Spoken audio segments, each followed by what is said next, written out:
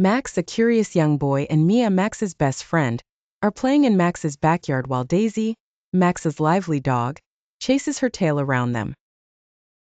As Max gazes at the sky, he wonders aloud how birds can fly. Mia joins in his curiosity, pondering how stars stay up in the sky. Max muses that learning about these mysteries would be like experiencing magic. At this moment, Professor Owl, a wise old owl, swoops down and perches on a nearby tree branch. Hearing Max's remark about magic, Professor Owl introduces himself and reveals that learning is indeed the greatest magic of all, offering to show them its wonders. Professor Owl leads the children and Daisy to a hidden door in the backyard, which opens to a magical library brimming with books, scrolls, and gadgets of all sorts.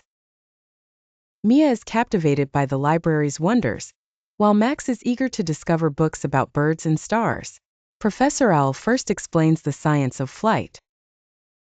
He demonstrates that birds can soar due to their lightweight bones, strong muscles, and specialized feathers. As he opens a book titled The Science of Flight, magical illustrations come to life. The illustrations show birds in flight and their anatomical structures. Both Max and Mia are fascinated, feeling as if they were watching a movie. Next, Professor Owl unravels the mysteries of stars. He explains that stars are giant balls of gas, primarily hydrogen and helium, undergoing a process called nuclear fusion. A holographic scroll unrolls into a vivid display of stars forming and shining brightly, leaving Max and Mia in awe of the cosmic spectacle. Professor Owl encourages them to understand that learning unlocks the secrets of the universe, making it no less than magical. The group then explores different sections of the library, discovering topics like dinosaurs, space, the ocean, and inventions. Daisy stumbles upon a book about dogs and their extraordinary senses. Professor Owl explains that dogs have a remarkable sense of smell, far superior to humans.